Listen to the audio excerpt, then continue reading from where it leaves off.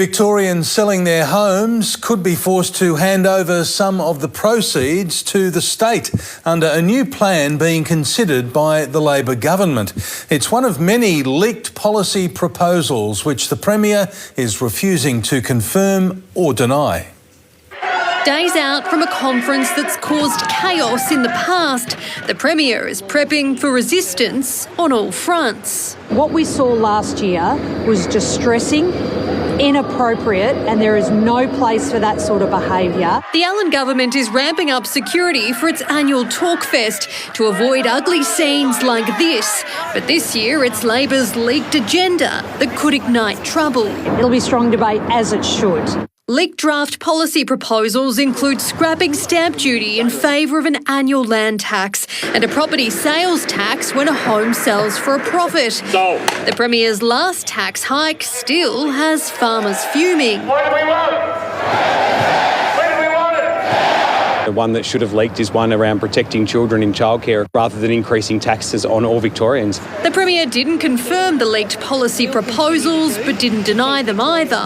So there's a range of motions that are there for debate. That's a matter for the Treasurer, and I think each and every year of the budget we look at making sure that we've got the taxation mix right. More than 600 delegates will discuss and vote on the ideas. They don't automatically become government policy, but they may help set the agenda for the election year. Debate's not a bad thing. Debate's a great thing. It's what's helped shape so many progressive policies to date. Craig Kelly, I've been wanting to catch up with you since the election, and we may get time to cover the travesty. It is just appalling that you are not in there, Craig. Well, it's great to be with you. Look, and it was disappointing to not be back in Parliament. I've given it a couple of goes at trying to get back. It's certainly not easy. Unfortunately, the electorate here is very much rusted on to the political parties that they've always voted for. It's very hard to shift votes. We've also got a media that only wants to cover the two major parties. So any of the minor parties, it makes it very, very difficult for us. And they've gerrymandered everything. They've fixed the electoral funding that makes it, a disadvantage is the minor parties. And we've really, here in Australia, unfortunately, developed almost into a one-party state. But look, we're still fighting on.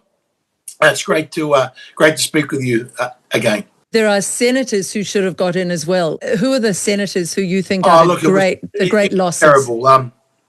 Senator Gerard Rennick was that true loss. Standout. Look, I mean, where you said he was the standout performer in the Senate at the last election. He was one of the few senators that they have what we call Senate estimates, where you get to actually interrogate and cross-examine all the government bureaucrats that are wasting all this money. He was the star performer in that, and yet he lost his seat. What does that say? Now, we voted in, one of the senators we voted in, I don't need to interview her, she's a 21-year-old, and carries on as though like she's 15 with the TikTok videos. She's been voted in the Senate, and yet we've lost Gerard Rennick. It really is, we really have to start questioning our voting system and questioning this sort of like the way it has truly been gerrymandered. I could spend hours talking to you about it, but the government of the day has gerrymandered it, and it is very, very difficult for almost impossible for anyone from a minor party to get a breakthrough. I'd go further in New Zealand. I'd say in the last few elections, I'd say Jacinta Allan in her second election round never got a full sweep. She wasn't voted in by everybody in the South Island. The farmers would never have voted Ardern in or Labor. I think there's been major cheating, and I think the globalists are barely trying to hide it now. I think in the future, Craig, we will do a deep dive, and I'll get Andrew Bridgen on. Because there was a man who had 63% in the election before. In the last UK election, he was awarded 3%. But everywhere he goes. If I had the time and a bit more resources, I was almost thinking of jumping on a plane and going over and helping him campaign. Because, he was almost in an identical position that I was here in Australia, where we sort of fought the same issues. That was in 2022, and I ran effectively, as outside the major parties, and I got 8%, right? And it was, my vote was the lowest a sitting member has ever received in federation. So if a sitting member often was elected by the major parties and then left the parties to fight on separate issues because they disagree with it, which is what I did, and that's happened several times before in electoral history here in Australia, My 8% was the lowest in Federation history, right? And what was I fighting for? Like, in fact, there's a guy recently, I don't know whether you've seen the story. He's in jail. He's a member of the New South Wales Parliament that is currently sitting in jail. He was arrested and charged for child sex offences. He was found guilty for raping an 18-year-old boy. And he'd been charged but not convicted, right? So he got all these charges against him, very serious charges. He actually won his seat as the sitting member. He was able to get something like 36%. I'm saying this is the advantage often a sitting member has. So as a sitting member, he got 36%, which was enough to let him win on two-party preferred basis, right? And you see someone like Andrew Brigden that stood up for his constituents, that fought the good fight, that took on the establishment, that got 3%. That just tells you how something is very, very wrong. Something's very wrong, and you and Andrew share that. You fought the good fight. You stood up for what you thought was right. You're highly ethical. Before we move on from the senators, who else do you think should be in there who was not, let's say, awarded the votes in what is looking like a very rorted system? Look, I stood with the Libertarian Party. We had many good candidates all across Australia, and our result, to be honest, was very, very disappointing. And I've just sat and I've watched the first 2 weeks of our parliament, and also I've watched it in despair, and I've watched it being sad for our nation about the direction that we are heading. Pardon me, the government that we have elected. So we've effectively become almost a one-party state. The government has this mass, even though they only got like 30-something% of the vote, the low 30% of the vote, it was 33% of the primary vote. They've got a massive majority in the lower house. And our Senate is controlled by the Labor Party and the Greens. So the previous Senate that we had, at least there was enough independence there that it was theoretically possible, and we did it, blocking the mis and disinformation bill. That was actually blocked. That was a government and Greens initiative that was blocked in the Senate because we had the numbers. Those numbers are no longer there, and Labor and the Greens control the Senate. Labor control the lower house, the Greens and Labor control the upper house, and they can basically ram through whatever legislation that they want. They've already reduced the number of questions that the opposition can ask in question time. They've taken staffing resources off the opposition. They're out. They'll embed themselves. They fixed what we call the electoral funding here, where they're greatly advantaged, going to get millions, tens of millions of dollars from taxpayers to run their election campaigns, where independent parties like ourselves, the Libertarians, we all get a duck egg. We get nothing because they put a threshold in there that means we miss out. So if you're an Australian, at the next election, there'll be $10 that will go with your vote. That's House of Representatives and the lower house. But so if you vote for the Labor Party gets $10. Right? So if 1 million people vote for the Labor Party, that's $10 million, right? If 5 million people vote for the Labor Party, that's $50 million. Right? But the Libertarians will get nothing because they put a 4% threshold in. So, for example, at the election here in recent election in New South Wales, we had 100,000 votes. We would have got that's in the lower house. Would have been 200. We would have got $1 million in election funding. But because of the threshold they've put in, people that vote for us, their $10 goes into consolidated revenue. People that vote for the Labor Party, their money goes to the Labor Party.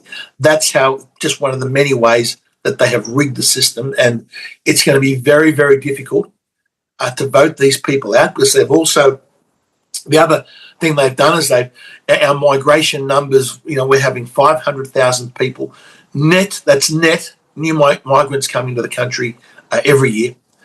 All the polls show that they are predominantly Labor voters. They are given the vote after 4 years. So the million people that Albanese brought in his first 2 years of his last parliament, they're all going to vote for him at the next election.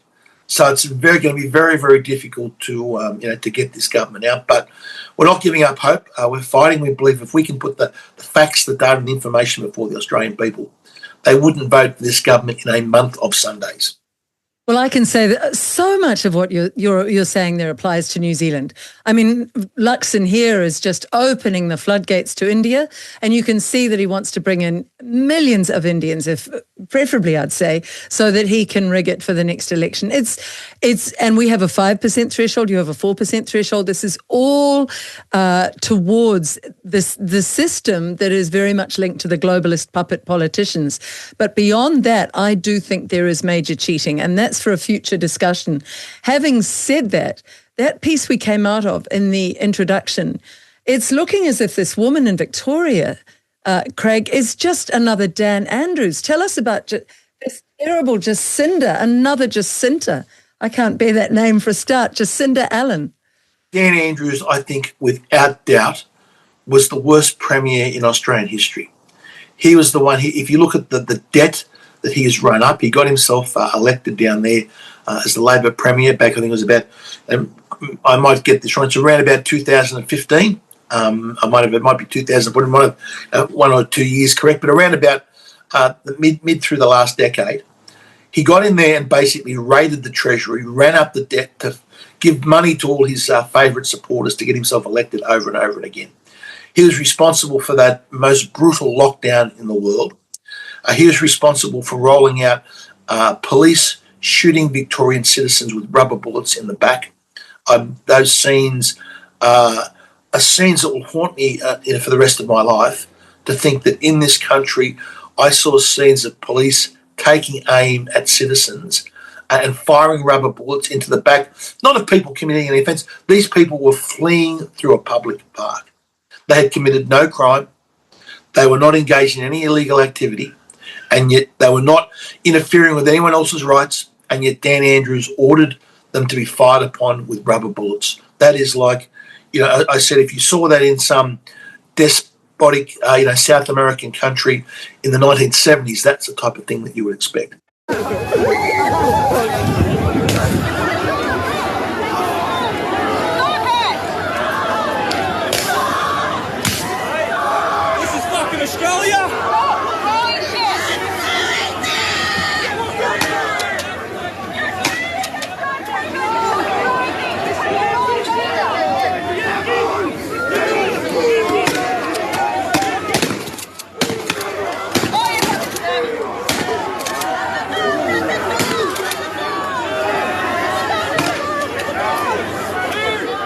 But that happened here in Australia. So the Labor Party knew that Dan Andrews was unelectable going forward. So they got him to retire, and they put this other woman in, Jacinta Allan. Right? I don't know whether it's Jacinta name or Jacinta names, whether there's something in them, sort of thing, or and she's been an unmitigated disaster. It is embarrassing and cringeworthy to watch. The last little stunt they put out, there's been all this terrible machete violence in Victoria. Now, machetes are something I'm sure since the first fleet arrived here, in Botany Bay, machetes have been, used as an important, piece of equipment in agricultural development of the country. So we've had them for over 200 years. Because of our migration policies, and I'll say this and I'll say this unabashedly, that we have imported criminals and thugs from the third world that think nothing of running around the streets with a machete, hacking people to try and use it to commit crimes, for home invasions, for raiding convenience stores and petrol stations and service stations. And I'm going to say here, Craig, this is not a racist comment. If anybody turns their mind to doing research online, you'll see the same thing in the UK. You'll see the same thing across Europe and in Scandinavia. Massive violence from far too many people who are imported at once, who cannot coalesce with the local populations, and who have often come from, it seems, war zones or very violent populations themselves. And there is data across Europe and across Australia now showing this uptick in violence from these migrants who haven't integrated with the local communities. So you're not being racist at all. You're telling the truth. So we are seeing scenes almost on a nightly basis on our TV of what you'd expect in Mogadishu. Yes. With black African men running around the streets of Melbourne, with machetes. There's another day goes machete attacks. It's truly, if I've honestly lived in Melbourne, you'll be frightened to go out and go to a shopping centre in these areas because it's almost on a weekly basis.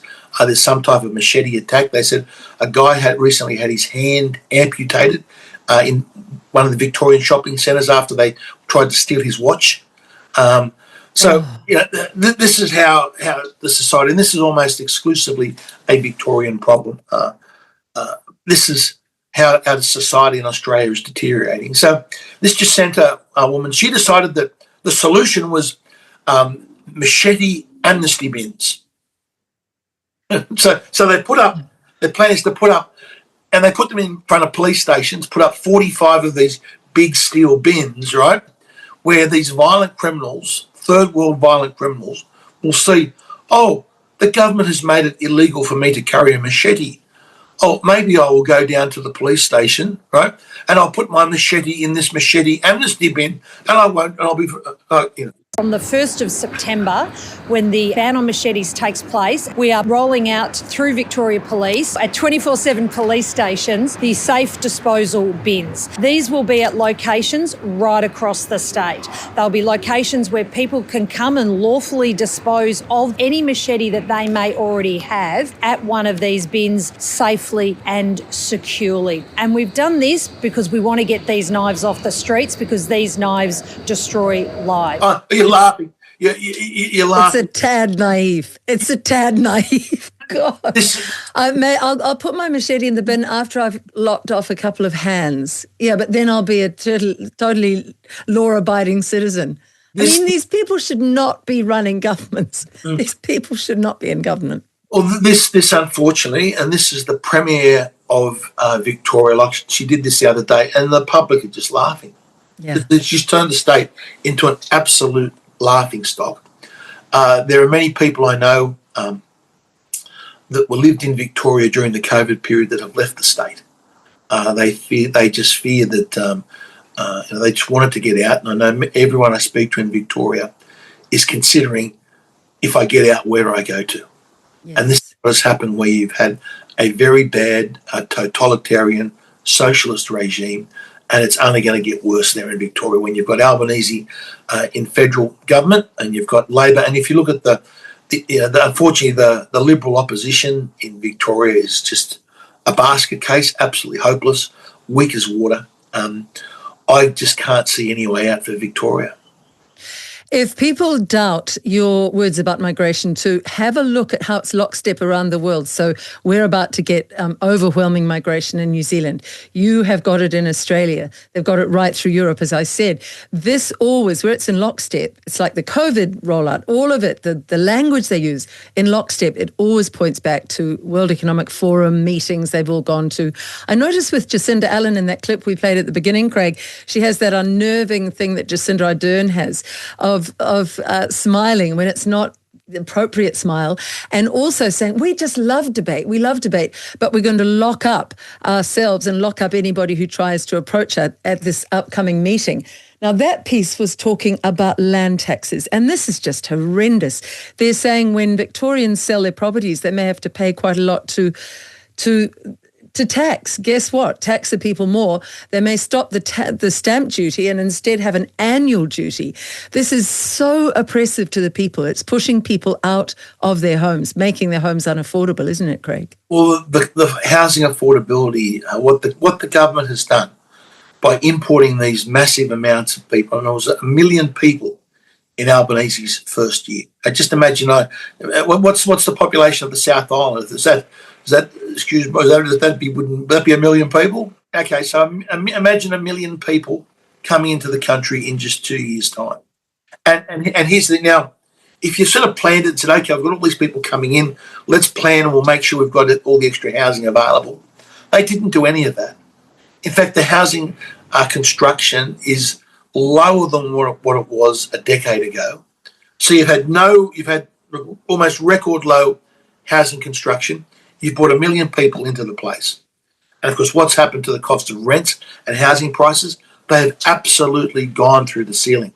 If you think, I know Auckland has been renowned for crazy prices, but come out to some of the places in Sydney and have a look at what it's done to housing costs. Now, what that has done, that has fundamentally changed our society.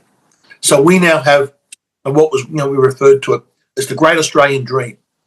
Your ability to own part of the country that you live in and call that your own. That is such an important thing for any nation. Now, if people don't own part of the country, you just become serfs. You have no loyalty to the country if you don't own a part of that soil. And what the government has done, they have made it is simply unaffordable for even someone on a very high salary here in Sydney, unless you've got some form of inheritance, you are simply priced out of the market and you are a renter for life. So we've got a whole generation of young kids going through school. When they get to 16, 17, 18, they start looking at the numbers and think, how much is it going to cost to buy me a house? And they just go, I can't do it. I can't make these. There's no way I can make these numbers add up that I will ever be able to afford to own a piece of this country. And when you do that, you change the mentality and you change the mindset of the population. You take away the incentive. You take away, that people with entrepreneurial drive. Why bother taking all these risks? Why bother taking entrepreneurial risks to create new product and improve the society? Just get into the government, get into a nice, comfortable government job, right, where you can work from home, or work from home a couple of days a week. You rent a place, and that's it, and make sure that the government will look after you. That is the greatest sin that this Albanese government has done upon Australia. And I've always warned people. Some people say, "Oh, it's all right. I've got a couple of properties. I've done well out of this." And there are people that have done. If you've got multiple properties, you've done fantastically well out of this. You've had great, increase in your capital appreciation of your houses. But I've warned these people. I says, what will happen? This is going to give them an excuse to bring in death taxes, to bring inheritance taxes, to try and socialise your premises. So don't think that you're just going to be able to pass your property on through generation going forward. And that is what we're now starting to see in Victoria, where they're planning that if you sell the place, the government wants to take a clip of it. And that has been rolled out in the UK, and that's horrified the farmers. Let's look at the Victorian farmers as well. It's terrible what they're doing to them there. If any tower is to be built, if any pathetic windmill that Trump has already said, he's spot on with this, these things are poisonous, he said to Ursula von der Leyen last week. He said that you can't get rid of those windmills. They are very toxic for the environment. They're not effective at solving the energy crises that we're having around the world. He said that technology is done. And yet there in Australia, they're saying, no, if we want to put a windmill on your property, you can't lock us out, you can't say no, and if you stand up to us, you face massive fines and imprisonment. Tell us a bit more about this. This is real tyranny. This is the net zero tyranny that both the Labor and Liberal Party are in favour of. Remember that they've both been in favour of this net zero. Now, when I was a member of the government back with Tony Abbott and then under Malcolm Turnbull, I argued uphill and down dale that closing down our coal-fired power stations and pushing all these wind turbines on would push the price of electricity through the roof. Now, the wholesale price of electricity, so that's the cost of what the generators supply. So it's your electricity bills here, you've probably got a similar system. You've got the cost of generation, you've got the cost of all the transmission lines and wires, then you've got all the hidden green taxes in there. Right? So the generation cost has tripled in a decade. We have gone from around $30 Australian dollars a megawatt hour to over $100 a megawatt hour. That is the average price across the board. So the prices have tripled in a decade. As we bought all these so-called cheaper, all these renewables are cheaper, they keep telling us. We've put, so far what we've done, we've tripled wholesale electricity prices in this nation in just 10 years. And it's only going to get worse. Now, the entire problem with these wind turbines are they're intermittent. So you never know when you're going to get the power. And we have like big wind droughts here.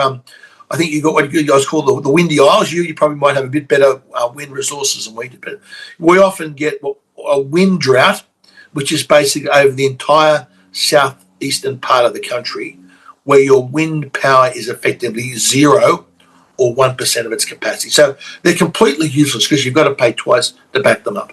Now, Victoria is the biggest basket case because it previously had our cheapest electricity prices. We had the cheapest electricity prices virtually in the world, and in Australia, Victoria had the cheapest electricity prices of the states because they had advantage of the brown coal that couldn't be. So we used black coal in New South Wales and Queensland, brown coal in Victoria, which is cheaper. Is that the lignite, Craig? Yeah, lignite, yes. Yeah. We've got a lot of that in the South Island and around Invercargill. Yeah. So that was so that you don't. There's no export industries of lignite because it's low costs, high transportation costs, and most countries have got their own. Countries that use coal have got their own lignite resources, especially places like China and India. It's the black coal that we have here in New South Wales and Queensland. There's the high value coal that is valuable for export. So there's often, the cost of the lignite is effectively what's the cost of digging it out of the ground, right? As where the cost of the black coal has a market cost because there's a demand for it in an export market. So Victoria had the cheapest electricity prices in the country. Now, they've worked out that if they're going to get rid of their coal-fired power stations, the Victorian government report, 70% of the current land in Victoria used for agriculture has to be converted for wind turbines and solar panels. You're going to take 70% of the land to take that out of production, out of agricultural production, and put it into so-called this renewable energy generation. And of course, to hook these things up, now we've already got our transmission lines that have been put in place, decades ago, all paid for, run off the coal-fired power station at major stations. When you build these wind farms and solar farms in remote locations, you've got to put new transmission lines in there. So it's not just the cost of the wind farm or the solar farm itself. You've got to have the transmission lines capable of carrying the maximum current that you need back into the grid. Now, these things, we're talking something like here, it's trillions and trillions of dollars of expenditure. I recently went down during the election campaign down to our snowy mountains, and there's a picture I took down there where you can see a clearing. There's a clearing. It's 150 to 180 metres wide. It looks like B-52 bombers have gone through and levelled all the trees. And there's two magnificent snowy mountain, I think they're ash trees or snowy mountain ashes. They're over 100 metres tall, and you can see me standing next to it, and I look like an ant. And you see, and they've stripped this tree down, ready to be cut down. This is the environmental damage that these things are doing. So a lot of them go through the national parks, destroying our national parks, killing koalas, killing native habitat, complete destruction of the place. In fact, in the management plans, they went around and they gave the forestry people cutting down these trees instructions of how you euthanize koalas. You hit them on the head with a hammer. Oh, this is just a travesty. So as you wipe out all this native bushland, if you come across a koala that's fallen down and injured, you're meant to take out a hammer and smash it over the head. This is the green policy that we have. Right? And then you've got also the issue of putting these transmission lines through farming property. So the government have again bulldozed the regulations. These poor farmers are told, sorry, these transmission lines are going through your property. Now that takes a large proportion of their property out of production. You've got all sorts of restrictions. It makes it difficult. You can't take farm equipment under these transmission lines. You can't do any aerial spraying anywhere near them. It just makes complete inefficient operations of their farms, and this is being forced upon them. All in the name of saving the planet. So many things. It's so demoralising for the farmers. I really feel for Australian and New Zealand farmers. I am so sick of seeing farmers being bullied by these globalist governments. And I think just on the farmers. Yeah. If you think things are bad now with the farmers, now I know your government's pushing back against net zero. If you think in a token way. just remember that net zero includes what they call agricultural emissions. And when you talk about agricultural emissions, you're not talking about the machinery in the farm shed, or you're not talking about the tractor in the paddock. You are talking about the burps and the farts of your cattle, especially your dairy cattle. Dairy cattle first, beef cattle second, sheep third. Now, the only way to get to net zero, right, is to cull your herds substantially. So if you've signed up to net zero, and here I think in Australia, our agricultural emissions are about 14% of our total output that has to be cut back to net zero. Now, this hasn't started yet. All the focus has been on electricity. Remember, net zero, they're coming after the farmers, they're coming after the dairy farmers, they're coming after the beef cattle, they're coming after the sheep and lamb industries. They're coming after them, and they want to wipe those industries out. That is the net zero agenda. So all these people think, oh, yes, net zero's fine, isn't it a wonderful, virtuous thing? This is going to be a direct attack on our farming communities.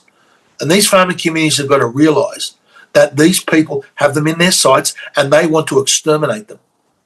That's not. I know that seems harsh words, but explain to me how else you're going to get to net zero in dairy, beef, and sheep. It is substantial culling of the herds back to almost net zero. Net zero dairy, net zero beef, net zero lamb and sheep. That's why they talk about you will eat the bugs. It's not a joke. It's not a conspiracy theory. The numbers are there. That is the plan. I said at the moment, all the focus is on electricity. They're going to be very quickly moving on to the agricultural sector and attacking every single farmer. You put it so well. And if anybody hasn't read Agenda 2030 from the United Nations, we'll put it up at the end here. You can see what their sweet-sounding words are, and you can see the translation, which is really ultimately, sadly, Craig, about culling the ultimate herd is the human beings herd. It's culling us. It is eugenics. It is massive population reduction that has been promulgated from the United Nations and pushed out by the World Economic Forum and the WHO. But this is not about environment. And, when you just take it back to basic science, plants love carbon dioxide. So carbon is great. And when you have lots of carbon around, things grow much greener and much faster. And if you want to know who's really onto this, the Chinese. They're opening coal mines every week with your Australian coal. So Australians, you're being tricked. You're being tricked. We here in Australia have 21 gigawatts capacity of coal-fired power left. Right? 21 gigawatts. China at the moment has 1,147 gigawatts. Right? So China actually has per capita more coal-fired capacity than we do here in Australia. And here's the thing. As we sit here and speak now, China has under construction and development another 421 gigawatts of new coal. So that China's got 421 gigawatts under development construction that they're going to bring online, and we've got 21 we're going to close down. They are building 20 times more than what we are closing down, and yet we have got people that say, oh, we have to close it down and we've got to comply with all these global standards when China is doing that. I'll give you another one, India. Right? We here in Australia, we're known for our coal production. We produce in coal, when you add up the thermal coal and the metallurgical coal, around about 390 million tonnes a year. Right? One of the biggest coal exporters in the world, 390 million tonnes. Okay. India's production of coal is 1,000 million tonnes a year. So we've got 390, India has 1,000, and over the next 5, so while we've got all these advocates saying, oh, we've got to close down our coal mining industries, India's Ministry of Coal, and they treat coal as such important, has its own ministry and industry. Their forecasts are over the next 5 years, another 500 million tonne increase. So often sometimes numbers to go, people say, no. So we're about 370, 380 million tonnes a year, total production in Australia.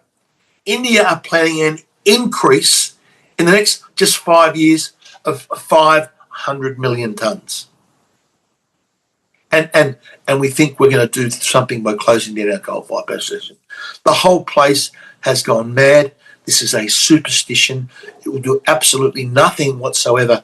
I'll correct that. It will, and the measurements are there. I don't know if you follow Bjorn Lomborg. He's done some great work on this. Yes, some very good work. Now, using the IPCC's own data and own numbers, and if we assume that CO2 is this magical control knob that you regulate your CO2 and that regulates global temperatures, let's just assume that's correct and to the degree that the IPCC say they are. If Australia is to go net zero by 2050, the warming avoided by the end of this century, not 2050, the end of this century, so we go to net zero at 2050, we stay at net zero all the way through to the year 2100. The warming avoided is 0.01 of a degree Celsius. That is 1/100th of a degree Celsius. So our net zero agenda here in Australia was like, oh yes, we must take real action against climate change, right? If we get to this net zero, you are going to avoid 1/100th of 1 degree at the end of this century. That is what this is about. It is complete and utter insanity. It is impoverishing our nation. And at the worst of all, it is a wealth transfer mechanism that everything about net zero, from the solar panels to the wind turbines to making our energy more expensive, is a wealth transfer from Australia to the communist Chinese. Everything we do, some more solar panels. Where do we get the solar panels? More rebates and subsidies for solar panels. Who benefits from that? Communist China. That's where we buy them from. Where do all the wind turbine parts come from? Communist China. That's where we buy them from. The push for electric cars. Who's the biggest manufacturer of all these new electric cars coming in? Communist China. So when we push the electricity prices up here in Australia, when I said a 3-fold increase over the last decade, it makes the cost of manufacturing anything too expensive in Australia. Who benefits? Good old communist China. I say, every politician in our nation, and it goes to New Zealand as well, that is pushing this net zero agenda is a traitor to their country. I absolutely agree. And on that note of communist China, can you explain Albanese quietly sneaking off to China? Albanese, who has not even yet eaten humble pie and arranged a meeting with respect with the new president of America. Trump is ignoring him, as he should, because Albanese has shown him zero respect, yet he rushes off like a little snivelling acolyte to China. What was going on there, Craig? It was a Kentucky tour. We called it Albo's Kentucky, Chinese Kentucky tour, where he went round and paraded on the Great Wall and things and had his picture taken with pandas and bits and pieces. But surprisingly, he didn't go to any of those new coal-fired power stations. I bet he did. Are you still exporting your coal to China, by the way? Absolutely. Look, that's that's big money. Just stop and think about this mentality, right?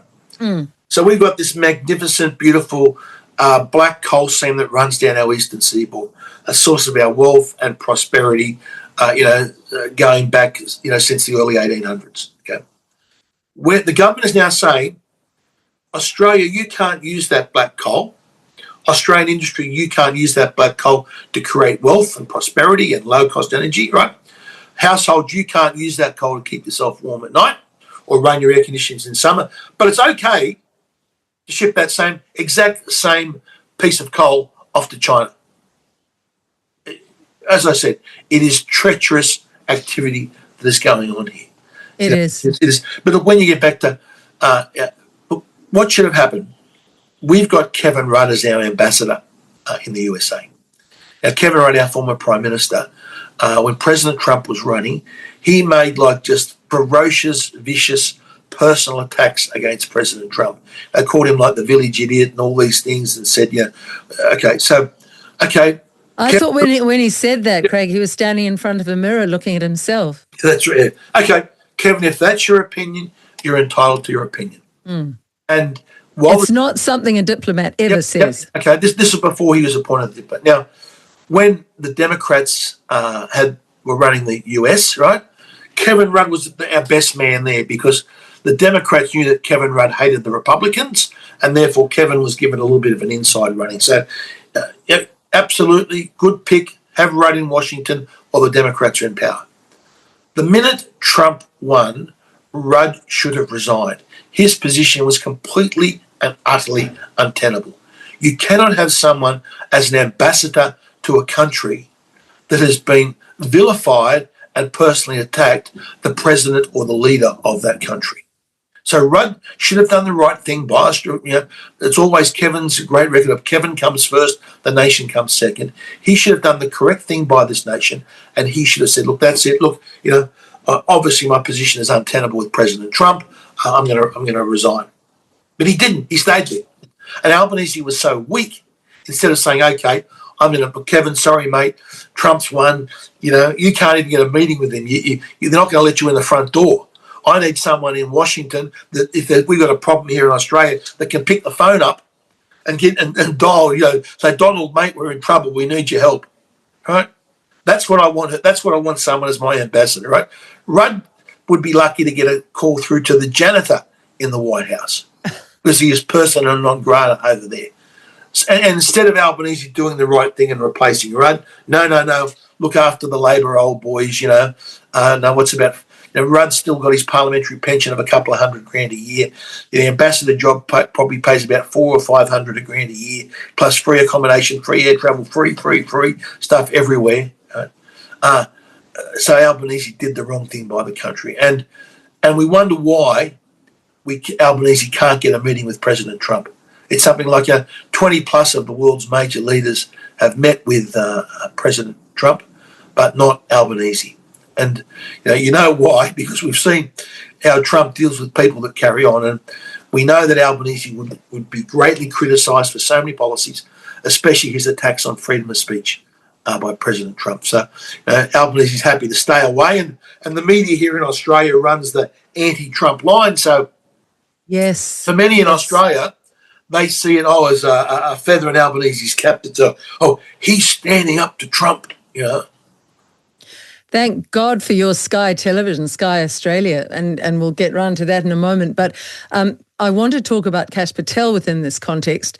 But what do you think Albanese was doing with China? Who's his ultimate puppeteer?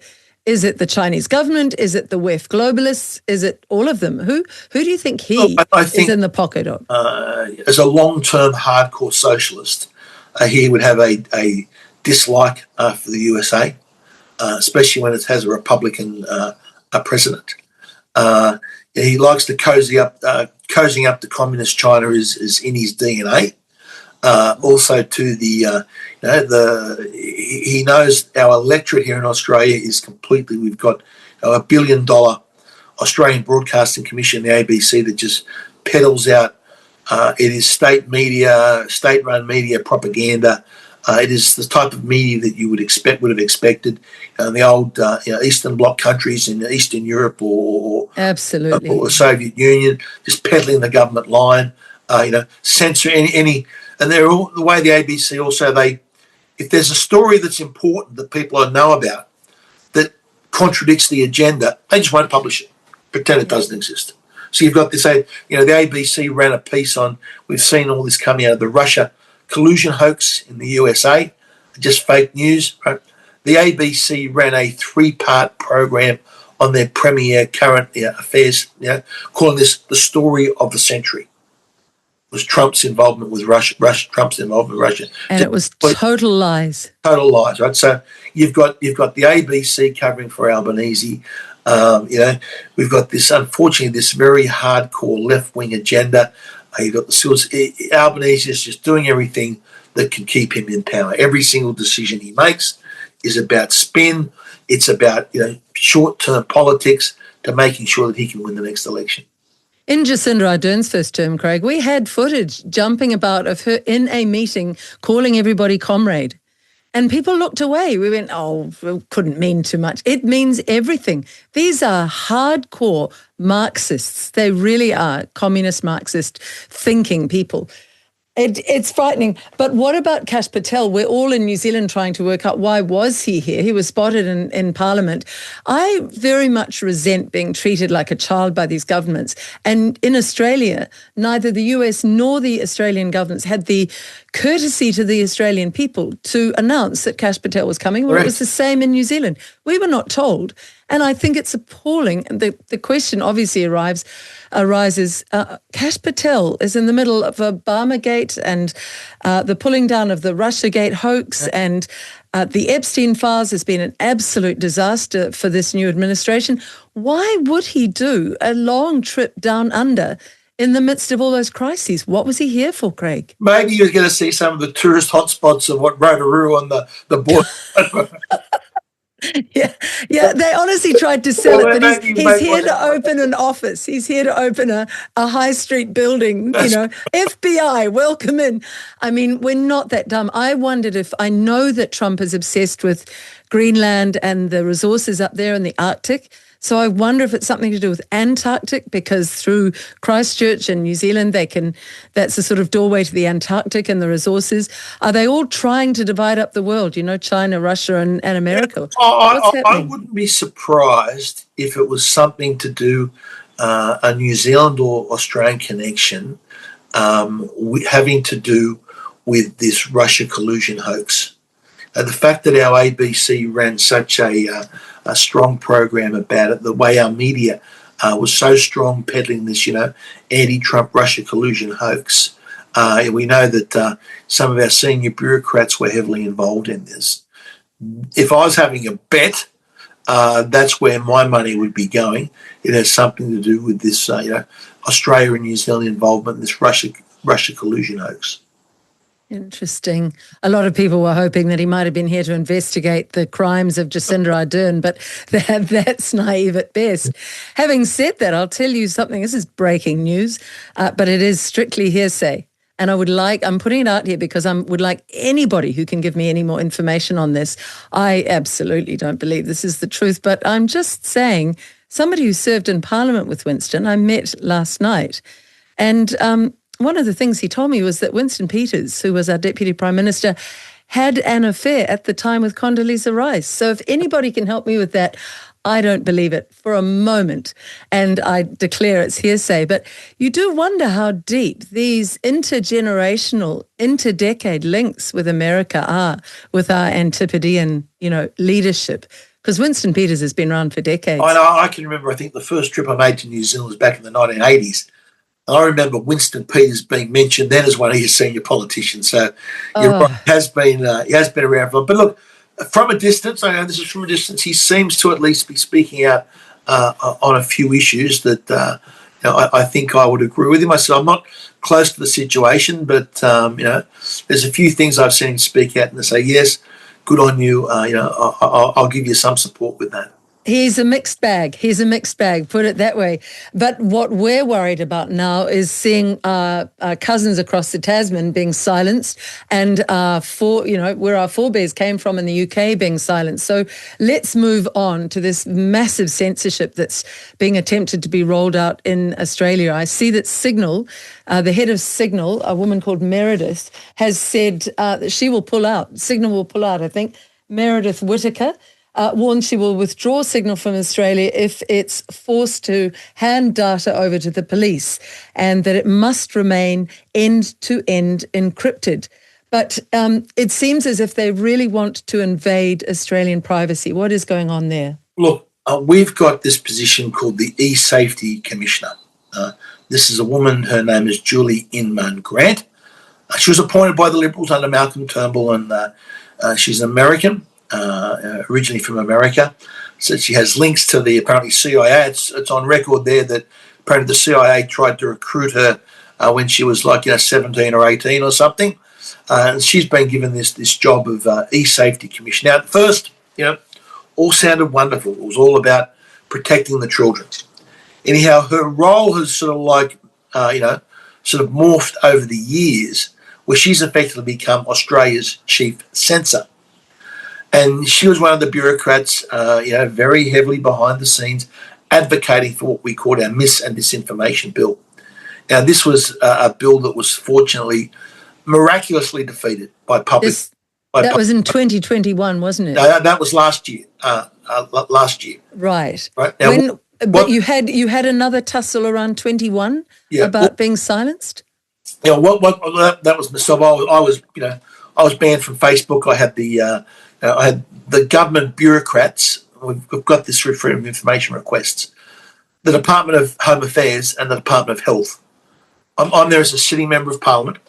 The Department of Home Affairs and the Department of Health. Government bureaucrats were writing to Twitter, trying to pressure Twitter to censor my account. That's appalling. As a sitting member of Parliament. They'd already taken me out on Facebook. Facebook had already basically suspended me, censored me, right? And they wanted to silence me completely by taking away my Twitter account as well. And we had both two government departments pressuring Twitter to censor me. Now, luckily, even this is the old Twitter, said, because I was very careful, I was self-censoring myself, right, to make sure it looks like I had no way of communicating with my constituents without Twitter. Facebook had gone, I'd been censored there. YouTube, my parliamentary speeches were being censored on YouTube. And Craig, what were your transgressions? You were questioning the rollout of the jabs. Questioning my main beef was against making these vaccines mandatory.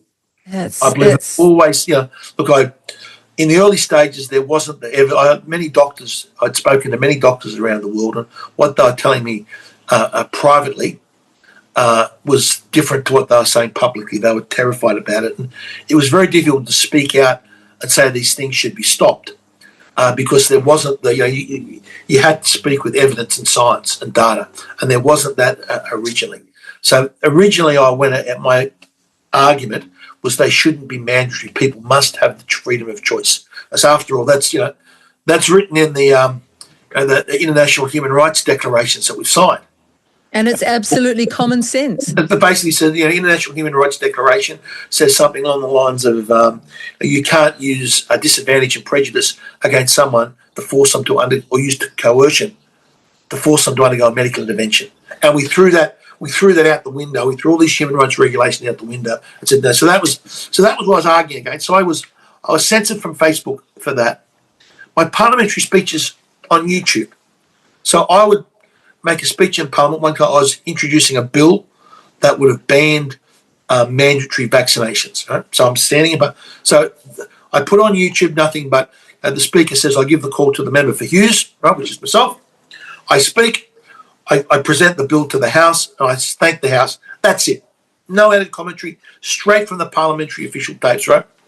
Someone on YouTube over in the US looked through that and says, "Australians can't hear that." Deleted. My God. They were deleting the proceedings of the Australian Parliament. And our Speaker at the time, I raised this with the Speaker. This was a violation of parliamentary privilege. It was against so many regulations and bits and pieces about the primacy of Parliament, that you've got to be able to stand in that Parliament and speak without fear or of any action being taken against you. That goes back to the Magna Carta days. And yet, when that happened, the Speaker of the Australian Parliament said, "Oh no, that's okay. It's okay if YouTube censors this Parliament." That's how pathetically weak that they were during the COVID era. So that was back in 2021. But fast forward to where we are now. We've got this legislation that was rushed through the Parliament. Both the Labor and Liberal Party voted for it before the last election, called age verification. Right? And what they did, instead of setting out, so the idea is that if you are under 16 years of age, you are not meant to have a social media account for Facebook, Instagram, Twitter, so on, Snapchat, all these other ones that people are on, right? So if you're 16 years, you can have it if you're under 16. Now, of course, the only way to enforce this is to have some type of people prove your age. So if you're like my 84-year-old mother, she's going to have to prove her age to be able to continue to follow what I say on my social media accounts. Right? So it applies across the board. So it's simply a Trojan horse to force everyone into this system of age verification. Now, instead of actually setting out in the legislation, setting out how this will all work, the legislation subcontracts that to the e-safety commissioner, as we call her, e-safety Karen. And she gets to decide how this will all work. Now, this is meant to take effect on the 10th of December this year. And the only ruling she has made so far is that YouTube will be included in this. So if you want to have a YouTube account, right, you're uploading things to YouTube, you're going to comment on YouTube, you'll have to undergo some form of age verification. Now, she hasn't spelled it out exactly how this will work, but it looks like that every Australian will have to have some form of digital ID. So you'll have to get your documents, maybe a passport or driver's license or multiple things, and submit them to some unknown authority, right? And they'll say, yes, you are, Julie Smith, 35 years of age, lives at Nelson's Bay, such and such street, right? You are issued with a digital ID. And then when you go and log on, you'll have to undergo some form of facial recognition scanning. Oh, you can see how they sneak it in. Right? So every time, right? So this is what Australians are facing. Every time an Australian goes, and it looks like it's going to apply to Google searches. So if you want to even search Google Maps, you'll have to sit there, put your digital ID code in, stand in, look down the camera, don't move while you undergo facial scanning technology, and they say, yes, that is you, Craig Kelly. You are over 16. You can proceed. North Korea, communist China, Cuba maybe. No, this is Australia at the end of 2025, what they're proposing. This is horrendous. And that's why we're supposedly a world's first. Now, what this will enable them to do is they will then be able to track, right, everything that you say on the internet. They'll be able to track you. They'll know who you are, and if you say something such as hate speech, and we have a hate speech legislation, then they can ramp all these things up down the track. Once they've got you and can identify you, and they'll know where you live, they can come after you, as we've seen in the UK, if you say something that is contrary to the regime's pressure. So the first step is to get this, basically tracking and surveillance method in place. And this is what the Liberal Party here in Australia voted for this stuff. We were screaming, many of us, we were screaming the house down, please don't vote for this, please take it to the election campaign, or make the e-safety commissioner come back, set out what she's going to do, and then have a vote on it. No, the Liberal Party rolled over and voted for this. So there is so much behind this. I just need to have people realise that digital ID is the line that must not be crossed. If you cross that line, then your bank account will be linked in with your digital ID. Everything. And from there on, you have no freedom, because the minute you do something, these already obvious tyrants, because they're showing their tyranny already, if you go against them, speak against them, stand against them, you lose your money. You then lose your home. The streets in China are full of people sleeping on mattresses who are no longer a part of the Chinese society, and they'll just be starved to death. They can't travel. They can't do jobs. They depend on just alms, on begging. This is what they want to do, to treat people like serfs, as if you have no rights. Digital ID is the line that must not be crossed. But Craig, it's shocking. It is. People don't understand. Now, it's okay, I can get a VPN, right? And you won't be able to know where I'm going from, right? Now, the legislation that they've passed enables the e-safety commissioner to force the platforms to actually go through a process of basically AI. You know how you can scan things, the amount of data that you can scan with AI technology, to hunt for Australians using VPNs. So they have said, this again, great work from Jared Rennick. You can look it up. It's in the parliamentary records when they had these bureaucrats and the e-safety commissioner saying, how will this work, right?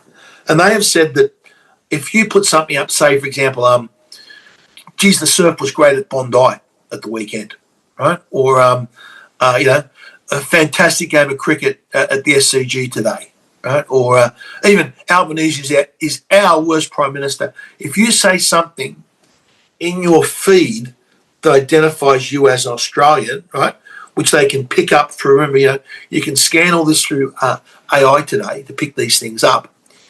You're using a VPN, you're identified as using a VPN, but you'll be identified by your comments, right, or a geotag on your photos that you took. You might, post the photo up of the Blue Mountains that you took yourself. That identifies you as being in Australia. And therefore, if you've got a VPN, you haven't complied with the digital ID, these platforms are going to be forced to shut you down. So don't think the message to people is, don't think you can get around this or escape from this by using VPNs. And this is a direct attack on our freedoms. It is meant to silence anything. If you know the government's, if you want to make a public comment against the government, and the government is watching and monitoring and can track you down, you're going to be a bit more subdued in the comment that you make. And that is the suppression of free speech. And that is what this legislation is all about. And we've got to fight, as every Aussie, we've got to fight like this, because if it happens here, this is a turning point in the history of our nation. We'll go back, remember, we're from convict roots, but we're also from many of the first Australians were also jailers and prison wardens. We go back to the jailers and the prison wardens of this country taking control. And we've got to fight like this as our freedom depends upon it, because I'll tell you, it absolutely does. What about VPNs? I mean, about 1.5 billion people in the world have VPNs. Is this going to be able to cope with VPNs, this particular legislation? We had a discussion about VPNs just before. Did you want to go back to that? Yeah, sure. So that will partly go to the reasonable steps requirement that the platforms are required to take. As we discussed before, like it or not, people put a lot of information on a platform. When you post a photo, typically the photo is geotagged. You may also talk about the location you're in. So the obligation is on the platforms to have systems, to take reasonable steps, to check if that age-restricted users, so under 16. So it's a binary, is this person under or over 16? No other information. That's what it's looking at. So in terms of the steps, if someone is using a VPN, but over the course of a year, their posts are, I went to the Bulldogs Roosters match today, I'm at Bondi Beach today, then the platform will be able to see that and take the reasonable steps to at least require some other form of age assurance from that person, because there is a reasonable assumption that person is in Sydney, for example. Okay, so, and I'd sort of call that a form of surveillance, but... we'll get you to wrap up, Senator Rennick. Okay. Senator, I just point out that people put that data on platforms. But isn't this going to cost the platforms a lot of money? In the end, they're going to start on charging this? So the charging that happens with social media is through advertising. That's how they make their money.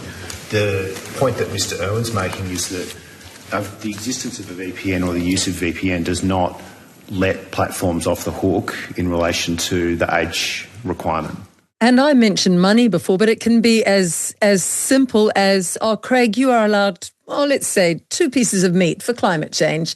Everything's for the good of climate change and for your good. 2 pieces of meat a month. And Craig, we see in your purchases you had a 3rd piece of meat in the last month. Exactly right. You're buying too much meat. Yep. Everything will be controlled. Your car can be switched off centrally. You can be punished very quickly. Your whole travel routes can be switched off. You won't be allowed on if you disobey. This is serious, serious stuff. And what shocks me, Craig, is Australians are letting a non-Australian. She is an American. I mean, she has all the hallmarks of sort of CIA out loud, dictating to the people. What's going on there? Look, I was very disappointed about how Australians didn't fight back during COVID, although many of us did. You saw hundreds of thousands of us took to the streets and marched again. So now, I still have confidence in the average Aussie. We've still got a bit of the Anzac fighting spirit left in us. And we're not going to sit back and take this garbage. And I believe, so the first thing we need to do is inform, we're 130 days away. The first thing we need to do is to inform Australians about what is going on. Because when they understand it, and when they have explained to, when they see the data themselves, they hang on a minute, what you're going to take away, you're going to shut down my social media account. Yeah. Like that's to me, that's one thing. And I hope this will, I believe we'll see massive protests on the streets. I've just been organising a protest here in Sydney. We've got it set down for the 13th September. So you're watching, follow us. We'll have more detail on that very soon. So that's about 6 weeks away. Where's the best place for people to follow from here and On overseas? my X account, Craig Kelly. It's Craig Kelly. It's called AFE. So A for Adam, which is Australian Foundation for Economic Education. But Craig Kelly, AFE, and you'll find me there. I'll keep all the details updated there. At the moment, we're planning the 13th of September outside the Safety Commission's office here in Sydney, which is down in Pyrmont. So follow us for that detail. The only chance, and we've got, if there's enough Australians that are prepared to come out and protest against this on the streets, that is the way. If Albanese thinks that this could cost him enough votes to affect the next election, that's how we can change this. But we've got to get vocal. And so at the moment, we've got to just spread this message around exactly what the government is proposing to do to us. Because you explain to people, they go, that's conspiracy theory stuff. That's not right. Well, I'm telling you, read it for yourself. Go and get the legislation, read it for yourself. Listen to what the E-Safety Commission is saying. Now, she is yet to still set out exactly how this is going to work. So, for example, if you're a New Zealand citizen or an American and you travel to Australia, will this apply to you?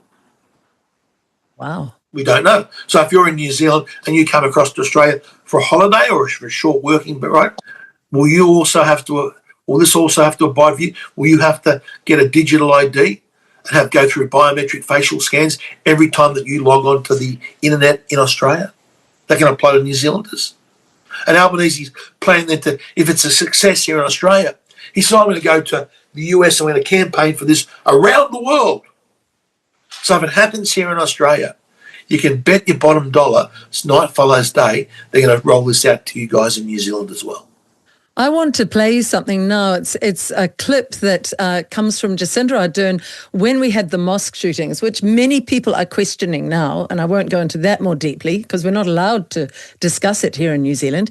But when we had those, she's tried to put out to the world something she called the Christchurch Call. Looks very much like that whole shooting in Christchurch was part of putting her on the world stage. Now, we'll leave that there as well. But she ended up going to the UN, Craig, and she gave a speech. We'll play a little bit of it here, but the important bit is I'm going to add on here what Dan Bongino, who is now second to Kash Patel, said about Jacinta Allan and the horrors of what she was suggesting at the UN with misinformation and disinformation, which is basically the silencing, the bringing in of George Orwell's 1984. Have a look at this now. It is very telling. And an appeal to you, Dan Bongino, please help Australia and New Zealand and the UK.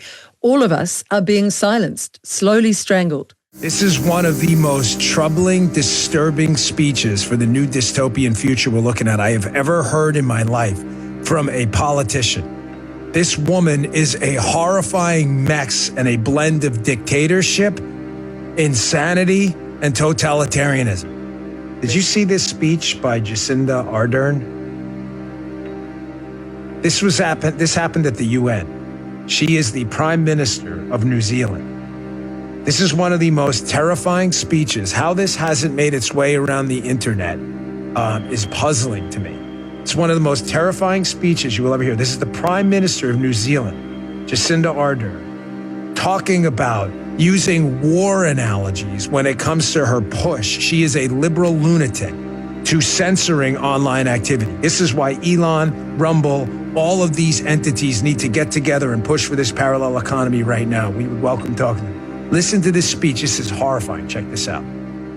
We recognise the threats that the old weapons created. We came together as communities to minimise these threats.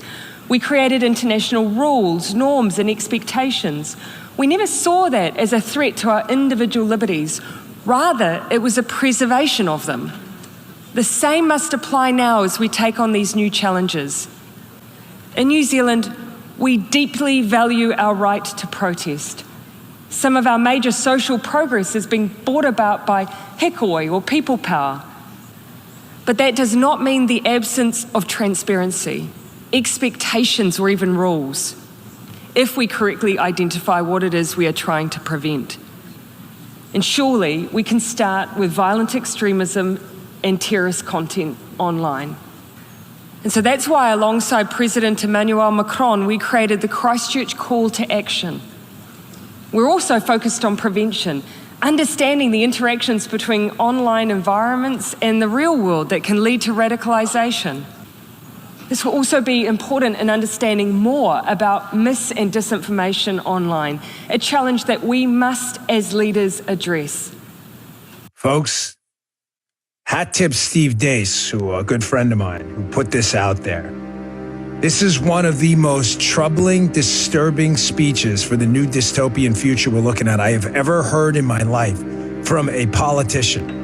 This woman is a horrifying mess and a blend of dictatorship, insanity, and totalitarianism. Make no mistake, though, the words she verbalized in that speech to the United Nations are the feelings of every single liberal and socialist leader around the world. There's nothing they want more than to shut down the free and open internet.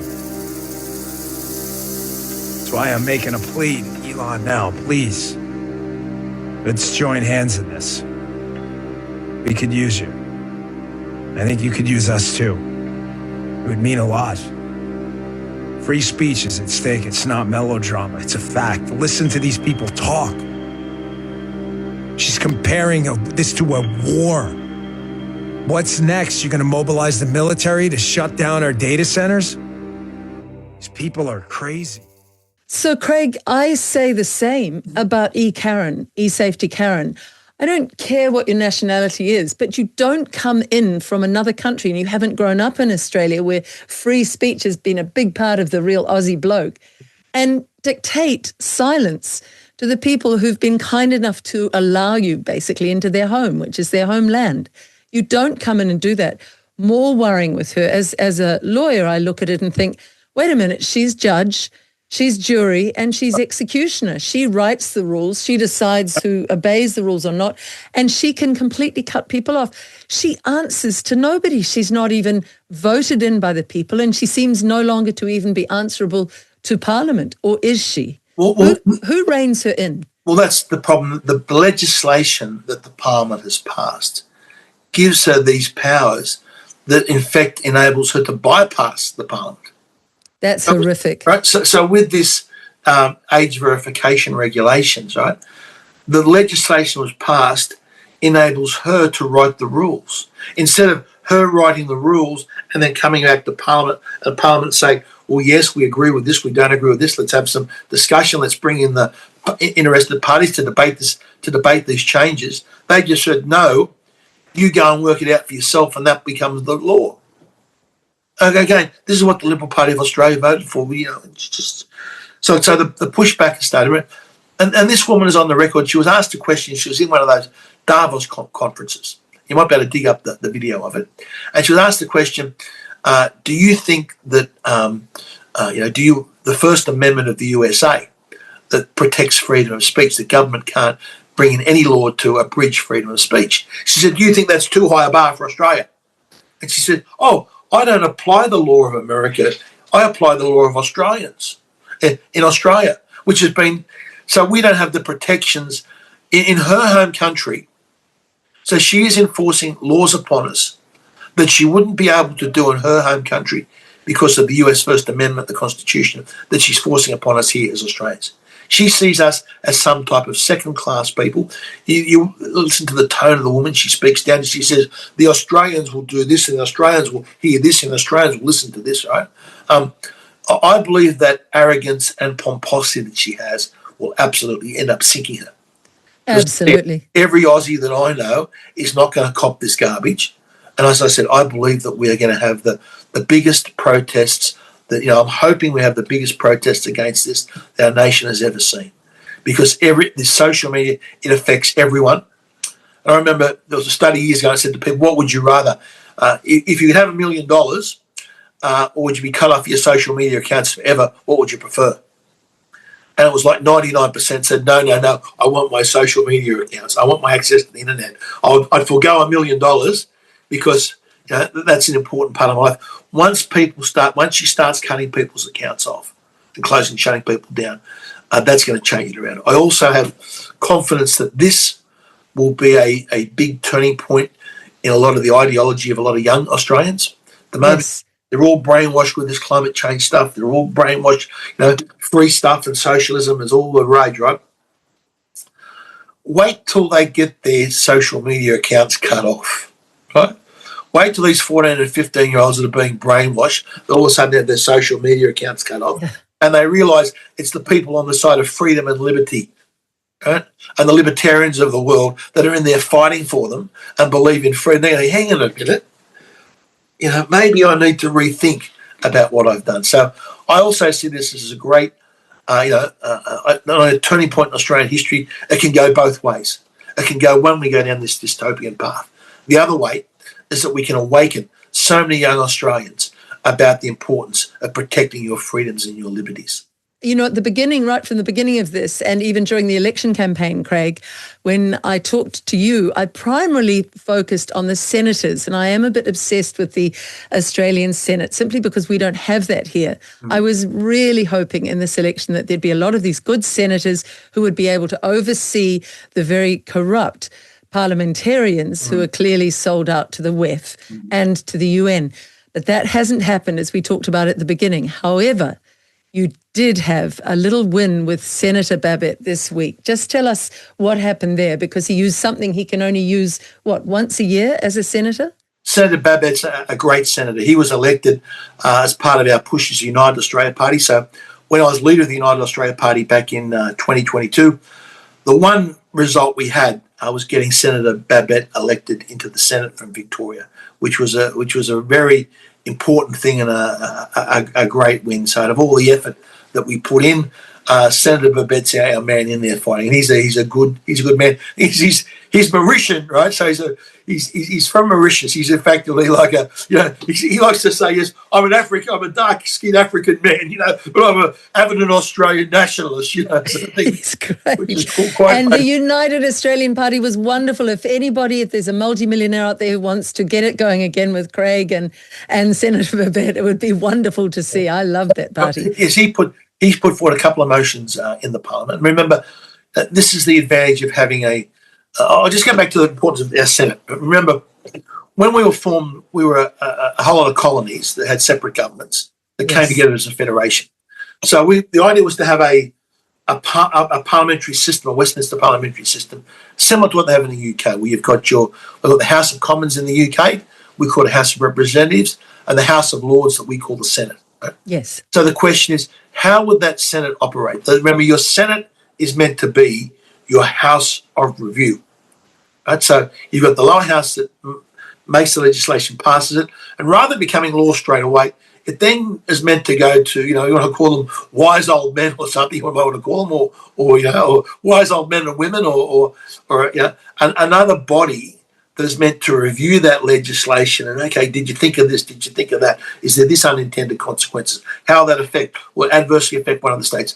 That's meant to be the purpose of our Senate. Yeah, that's what we miss in New Zealand. It's a way to slow it down, to give the people a breather as well. Why historically New Zealand doesn't have a Senate is I'm sure, something that there must be books written about it, but it is an important strength of your democracy.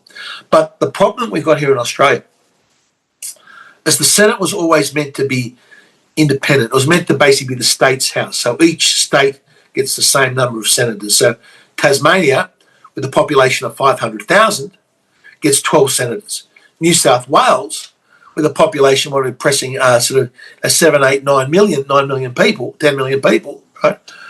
We only get 12 senators as well. And so it gives the minor states a much greater say in the Senate. But what's happened, the Senate has diverged into, instead of having independent people sitting there reviewing the legislation, it's become basically controlled by the major parties. Yes. Right? So again, this Senate is controlled by Labor and the Greens, and that's why people, so somehow or other, we've elected a 21-year-old girl. I forget whether it doesn't matter if she's a girl or a boy. But she elected a 21-year-old who carries on like a 15-year-old, who, with quite all respect, wouldn't know which way was up. In that Senate, meant to interrogate and cross-examine all these senior bureaucrats. The governor of the Reserve Bank and all. This is how it's gone off the rails. And she will vote no matter what happens. Her vote will always go to the Labor Party. Right? So she's meant to be an independent senator in there to review the stuff independently. And But she'll vote the way she's her told. vote, she will vote the way she was told. Oh, it's... And this is why, even though we have the Senate, right, it has descended, unfortunately, into just basically Labor and the Greens control it. It has become a rubber stamp for the lower house. So it's true, the intent of the Senate under our Constitution has been subverted by the major political parties in this country. However, the other day, with this legislation, with this controversial legislation, Senator Babette was able to pull off what's it called? An emergency motion, which each senator has one a year. And he very strategically used it. He used it brilliantly. I think it's actually, you might have, you do have abilities to bring in motions, private members' bills. There's a whole range of things that you can do as independent senator. But the problem is, it was good. He gets to debate it. He gets a bit of publicity around it, which is fantastic. But at the end of the day, right, Labor and the Greens control the Senate, so they vote the motion down. Right? So this is good on Ralph. He's in there fighting. We've got to try and fight this. We've got to try and expose this to as many people as we possibly can about what's going on. But ultimately, it's as far as changing things at the moment, it's futile, because the parliamentary system has elected Labor and Greens control the Senate. And they're told, these people in the Labor and the Greens, if you go against what the party says, it's execution at dawn, right? There's no crossing the floor. Your pre-selection is over. Your career is over. You are basically, banished from the village. You're excommunicated. And so every Labor and Green senator will always do as they are told and vote along what the party tells them. My understanding was that it got everybody opposed to Labor, so it could lead to a Senate inquiry. Yeah, look, that was the thing. They had a motion to say something should be done, which the Greens supported. But when push came to shove, that they actually had to vote to make it count. It's one thing to have a motion that you note something, right? But when they wanted to actually have the inquiry, right, the Greens went and towed the line. And the Greens, I was reading too, there's so much going on over there. Yes, they're getting bigger offices, they're getting more staff, and the normal opposition party, they're having their staff shrunk. So there are emoluments, there are incentives, there are carrots, aren't there, as well as sticks? Absolutely. Look, when I left and became a crossbench, when I resigned from the government, all of a sudden they needed to ensure that if I got cranky and I promised to vote, I thought I owed my constituents, I will vote, the way, everything that we put up before the election, I will vote that way, okay? I was elected as a Liberal Member of Parliament. I'm not going to do anything to bring that Liberal government down. I know I'll vote, but I'll oppose them on certain legislation, certain things that weren't brought up before the last election campaign. What they did, they then had to ensure that the other crossbench senators would toe the line. So they gave them all extra staff. So I'm sitting here, why all these people got so many staff? How does this work? I found out only later that the Prime Minister, to keep them like a little sweetener to make sure that they'd all be goody-goody for it, right? And then in case I decided to vote against something, right, gave them all extra staff. It's simply a bribe. It's a bribe by any other name, isn't it? And that's what Albanese's done. So this Parliament, Albanese said, I need the Greens to, the Greens have to vote with us. To fall in. Give them a new party room, give them extra staff, But meanwhile, the opposition, they've cut the staff back. So, as I said, we've effectively become a one-party state there in Victoria. And who among them has the just basic integrity to say, it doesn't matter what you offer me, I'm not going to support something that's wrong for the Australian people. Well, there are a few good people. We had Alec Antics that crossed the floor on this. He's very good. Matt Canavan has been speaking out. Who's good. Barnaby Joyce has been finally raised his voice on net zero. And I'll give a bit of credit to Barnaby. I watched him speak last night. Remember, Barnaby was the Deputy Prime Minister. So as leader of the Nationals, he was previously leader of the National Party, he gets the role of Deputy Prime Minister. When Scott Morrison decided we would sign up to net zero, Barnaby was Deputy Prime Minister and went along with it. And Barnaby said in Parliament the other night, he said it was probably a cowardly thing of me to do. So, gosh, I salute that. Right, I've been a good mate of Barnaby's. I was disappointed with what he did, but hats off to him. He admitted his mistake. He admitted his errors of the past, and he's now fighting on the good side. That's something. When I was alluding before to anybody standing up, I was saying the Greens here in New Zealand, the Greens in Australia are so, well, it seems to me, so corrupted. They've just gone along with things that are not really what the Greens are about at all. But they're doing it because they're getting themselves politically embedded, and it all looks like you scratch your back and you scratch my back, I'll scratch yours, doesn't it? Yeah. I just don't see many ethical Greens candidates anymore, and I would certainly. There was a case here. One of the previous foundation members of the Greens has been kicked out and resigned. Because he said, look, the Greens were originally about protecting the environment, right? Yeah. We're about saving the rainforests. Again, stopping the Franklin Dam. The environment was our first and foremost issue. The Greens Party today has merged into this hard left, almost like hardcore socialist organisation, deep red. They're pro-Palestine. Very much not the focus is no longer on the environment that they used to have, and many people, the Greens, have decided to leave them, and we saw that at the last election campaign when their vote actually went backwards. Yeah. That's what I'm seeing here as well. I think the Greens have become real ideologues, and quite dangerously so. I want to begin to wrap it up now with looking then at what Australians can do. You're saying protests, Craig. Is there anything else you suggest? Because Australians are looking at their children's children being basically like slaves. You mentioned it before, going back to early colonisation. There were the prison guards and there were the prisoners. We cannot have a system where New Zealand and Australia are like communist China.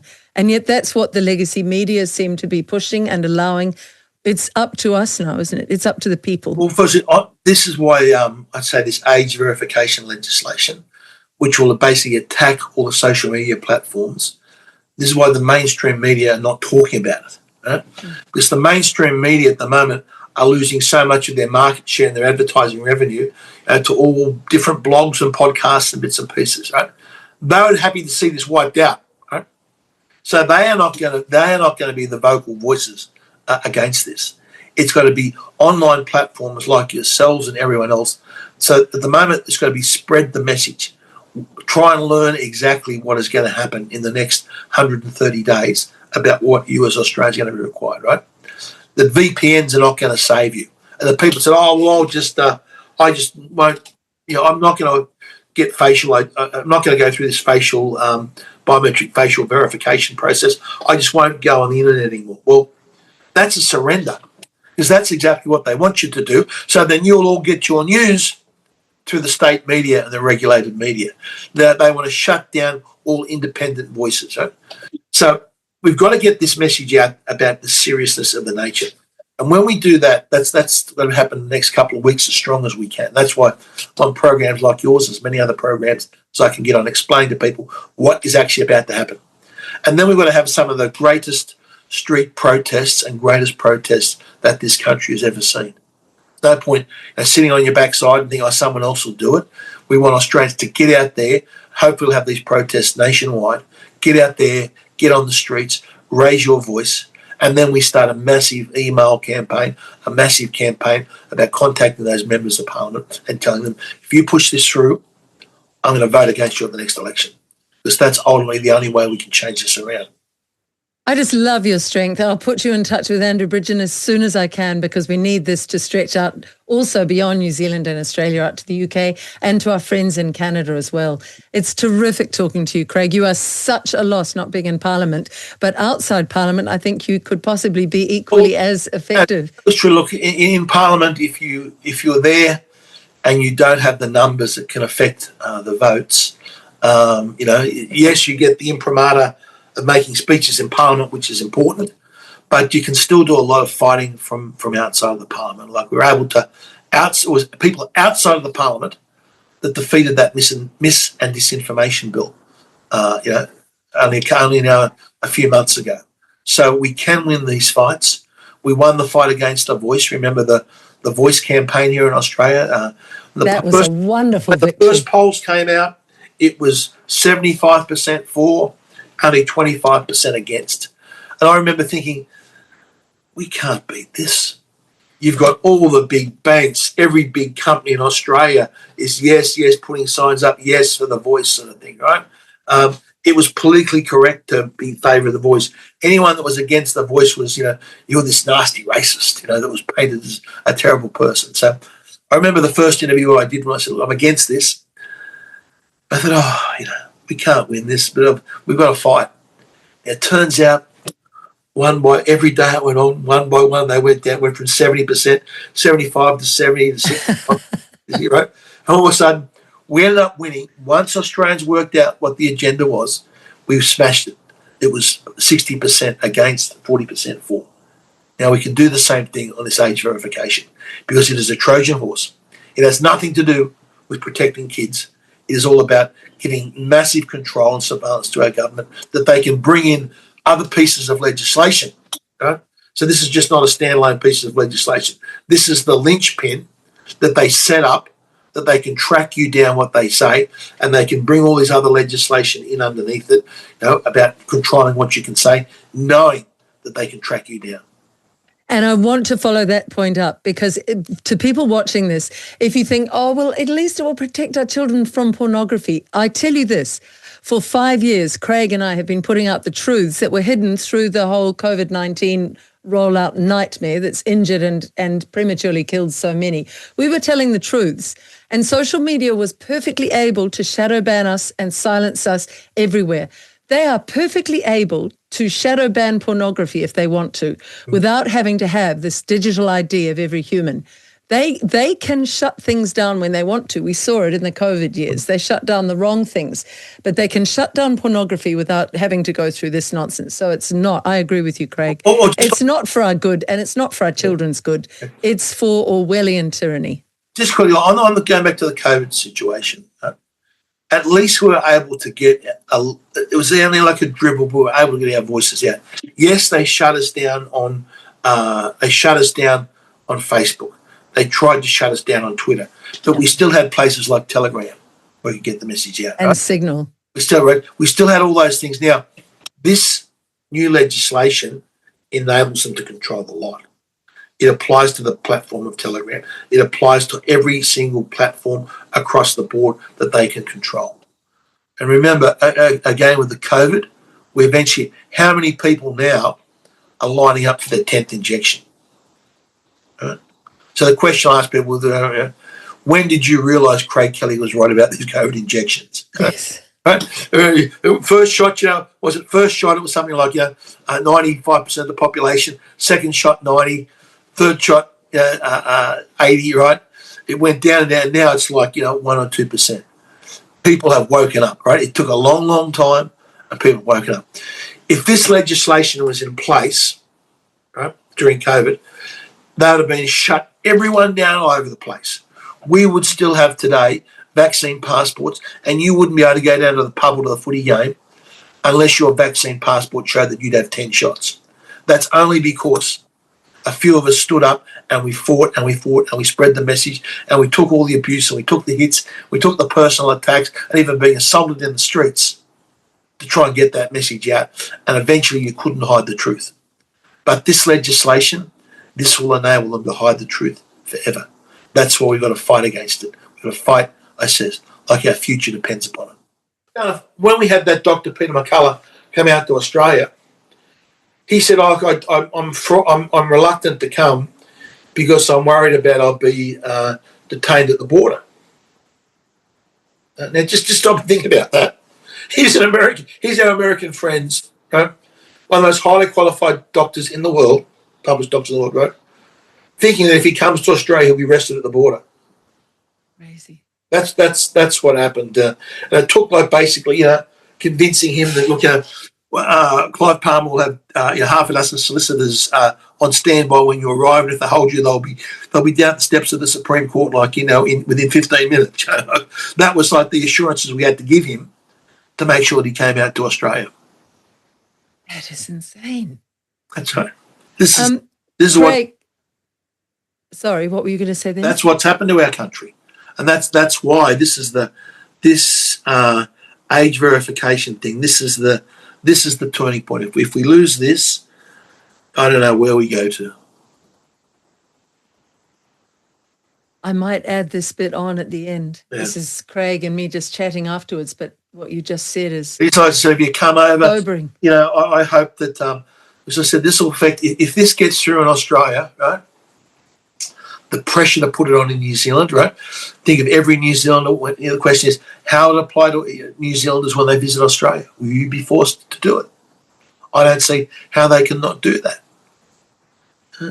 It's horrific. And the pressure will come on, to everyone there in New Zealand, that to have these exact same provisions. And the government that you've got today, may not be inclined to legislate that, but I don't know how they're going in the polls. There's sometime in the future, the Jacinta Allan crowd are going to be back in power. Right? And they've got all this stuff lined up. They're just waiting, whether it's 3 years or 5 years or 10 years or something. They're happy to wait. Very patient people. They'll wait out President Trump. Thinking the left can get back in power and they can bring all these things in. So that's why we've got to. If we lose it here in Australia, if we lose the fight here in Australia, this will spread to the rest of the world. That's why I have my reservations with Winston, because he could have done so much more if he really was standing for freedom. He has to know what's going on, but he's they always have a kind of fake rebel. He's playing that role in the theatre of it all, but he has to know, and he could have stood up so much more. I did want to ask one other thing, Craig, could people put money into an account to help you keep on with this campaigning? And if so, could you give us look, I'm organising that at the moment. There's there's on my X feed what you can subscribe, I think, to it on the X feed. Yes. I'm setting something also up through I'll set up a thing called the Australian Foundation for Economic Education. Good. Which is it's a not-for-profit association which will help finance a lot of these campaigns. And we do. Well, at the moment we're running on the smell of an oily rag. So yes, you and me both. I would really love to put that out there. How soon do you think you'll have you got a website built or anything? Not yet. That's something that's in progress at the moment. So that's something we'll have set up. Maybe next time we do a talk, I'll have that set up, because you do need, even like looking to where we're looking to have this rally. They want $1,600 to do it in the particular park we want to have it at. Right? Oh, they always add their taxes. Is there your own personal account? Might be a bit too much to put your own account. No, we'll do it. Could we put that up? Let me get this organised. I'll organise it when we get the get the foundation is set up. It's got its not-for-profit registry in. It's been granted that, right? I've just got to get the account set up and the website set up so people can donate to it, and hopefully we can get a few dollars in the dogs. We do need some dollars to fight this stuff, right? It's everyone at the moment's contributing a few bucks here and there, sort of thing. But we're all cut off from all these high-paid government jobs where we're all blackballed from at the moment, sort of thing. And a lot of the private companies are reluctant to get involved with this, because they think they know that that might be a black mark when they go for a lot of government contracts. So, and again, even just like putting together things for a few signs. We can run some ads and bits and pieces advertising these rallies. We can pay to promote on some of the social media pages about these rallies. That's what we'd use all the funding for. Have you started a Substack, Craig? Do you write? Are you a writer? I sort of looked at Substack, and I've been concentrating on X, because generally I find that the short my sort of things are short. I could do it on Substack, but I've been concentrating a lot on X, and I've got that up now to it's close to 175,000 followers. Good. I know that's what Jim Ferguson, who I work with, he focuses in the UK on X, and Andrew Bridgen's focusing on X as well now. And also my traffic over the election campaign. So in the month of the election campaign, on X, Albanese had 514,000 impressions. So that's not views, that's impressions, right? So that's people that put either put like, share, or write a comment. He had just over 500,000, right? I had 540,000. So I had more during the election campaign than what Albanese did, and he had like a team of people doing it, right? I was basically doing it myself. Craig, that again, it doesn't add up with you not getting in. It doesn't add up. Unfortunately, the one that really it's our system. It is just so hard to unrust people from the way that they are used to voting. And look, we had a good campaign. We didn't have any. We did some great stuff during. Look, I don't know if you sent the video.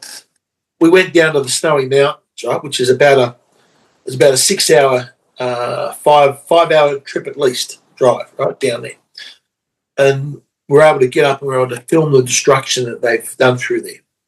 And I did a video on that that had maybe 500,000 views. Right? Yeah, it was really powerful. But that's something to me, something like that. That image should have been on the front page of every newspaper. Look at what's happening down in your Snowy Mountains. Right? Yeah. And zero coverage, no interest whatsoever. Oh, it's so. Like an image like that, it was so telling of the story of what's happened, and yet the media didn't want to cover it. In fact, even things like during election, I tried to get on the Sky News, and they say, I pitched stories to Sky News, and they go, we don't think you're going to, it's between Labor and Liberal, we're really not interested. Really, that is not how democracy is meant to work. We couldn't even get on. We had one girl that got on Sky News. One of our candidates that did a couple of interviews, like in a segment with Rowan, where she got a few lines, and that was about it. Oh, how disappointing! I really like Rowan, Dean. I really like him. Rowan's good, right? But it was the same during the 2022 election. That sniffs to me like a directive that's come from above. Yeah, it was coming from above. We were told don't have Kelly on. I've been told that, right? So during the 2022 election campaign, we got Clive writing Sky News checks for hundreds of thousands of dollars. Right? So Sky News does their segment. They go to an ad break. The ad breaks, about the people turn off the United Australia Party, right? We're paying for it, and it comes back to the segment, and we're excluded. Oh, no. We couldn't even get on any of this, even though we were paying for the ads during their ad break, paying for the programs. They wouldn't even have us on to discuss things. See, if I was still in mainstream media, as I was 20 years ago, I'd be really arguing with my boss, which is probably why I'm not in mainstream media, but I'd be saying that is not democracy. That is not how democracy should work. And this way they've done this electoral funding, they bumped it up, I says, to basically $5 in the House of Reps, $5, so it's $10 that attaches to your vote, which goes to the political party, right? But that doesn't go if you get below 4%. Right? So what happens, we look at it as a Libertarian Party, we say, well, we can't be guaranteed we're going to get 4% in this seat, or we can't be guaranteed we can get 4% in the House of Reps. So we've got to be prepared that whatever we spend, we're not going to get anything back. Right? Now, if we knew that we were going to get electoral funding proportionate to our vote, we could say, well, even if we have a bad result, we're still going to have $1 million. Yes. Right? So therefore, we can run candidates everywhere. We can pay for this. We can pay for that. We can attract things. We can have public meetings. We can pay for this, right? But now, how can the donations that we get effectively pay for the registration fees of the candidates and pay for their how to votes, and there's bugger all left to do any pay for any advertising. And meantime, the main parties have their coffers just filled to overflowing. Yes. It's all designed towards the status quo. First, they've got the public money flowing in, right? Yeah. Then they've got all the corporate money flowing in. Yes. Because the corporations, if I'm running a business today, I want to go, and if the Labor Party has a fundraiser, it's $10,000 for a table. Well, I'll take 2 tables, right? So they know that when a contract comes up, I'm a good supporter. Yeah. So they get all the corporate money. Then they get all the union money. So and then they've got the ABC. So it just makes it so hard, you can't to compete on a level. If you compete on a level playing field, you'll slaughter them. You'll slaughter them with the facts, the data, the evidence, the debate.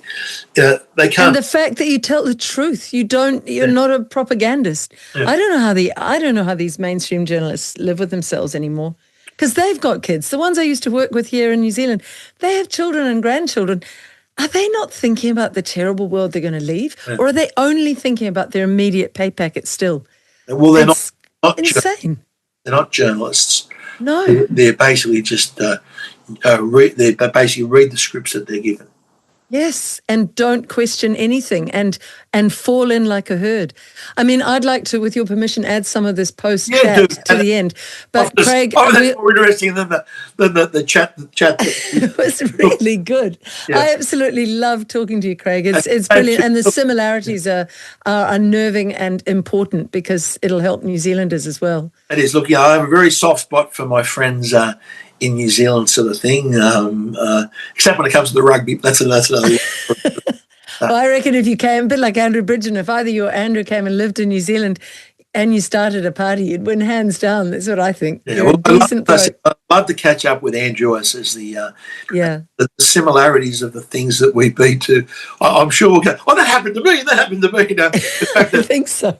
The fact that he got 3% making that actually. I thought, how can he possibly get 3%? I mean, how is that possible, right? And I think, hang on, that actually makes me feel good. He says those 3% seem to be following me everywhere, because everywhere he goes, people go, I voted for you. That's so right. It seems to be a very big 3%. Yeah, look, wherever I go, whenever I travel through the city or jump on the train or something, there's always people that come up and talk, I voted for you. Yes. Yeah. It's not possible. It's not possible. But look, we just box on, and Craig, it does give me a lot of encouragement to talk to you. It's lovely. I have a belief that eventually they can't hide the truth forever. Yeah. Right? And I believe that as long as there's people in there still fighting, and we expose this fraud of net zero, like people, it's been saying in the government, yes, the Liberal Party should, So the last election, both Liberal and Labor supported net zero, right? The Liberal Party have been talking about, well, maybe we should change it. There's been voices like Barnaby and others saying, we've got to go back and we've got to oppose it, right? They're saying, the moment Australians actually understand what is involved, you'll win the debate. You've got to expose them to the facts. You've got to be there debating on the truth and the arguments and the data and the science, because it is all on our side. Yes. And the history of this. And I also have that adage, in the end, good wins over evil. Such a simple belief, but all the way through the nightmare of the last 5 years, I've just gone, take a breath, Liz. Good wins in the end. Good wins over evil. Yeah. And we're on the right side of history. It's important. We're going to heard a guy called Matthias Desmet. Yes. And he emphasised, he says, the importance is to keep on fighting. Yes. Even if you think you're losing and you're in the minority. He says, he goes through history, he says, when the really, really bad things happen to a society, when things really go off the track, it's when the opposition voices go quiet. Yes. He says, as long as you're the opposition voice and as long as you're out there talking, he said, you're putting a bit of a disturbance in the field, and you're making those totalitarians have a little sort of question themselves in a second. The minute that you as opposition go silent, that's when really bad things happen. And that's why it's important that we keep talking.